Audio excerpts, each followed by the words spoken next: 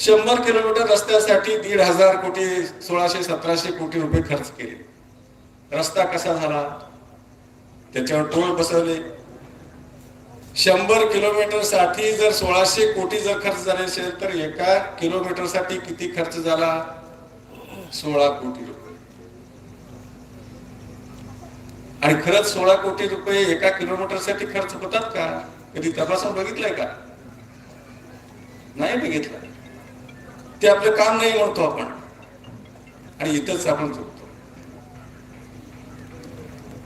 16 कोटी रुपये लागत नाहीत, त्याच्यामध्ये प्रचंड असा भ्रष्टाचार झालेला असतो।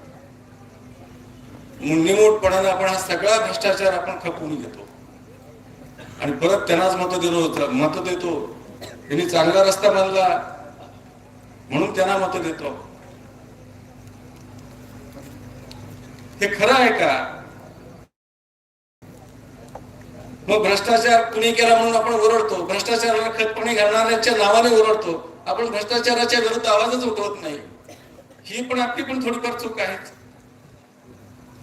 म्हणून या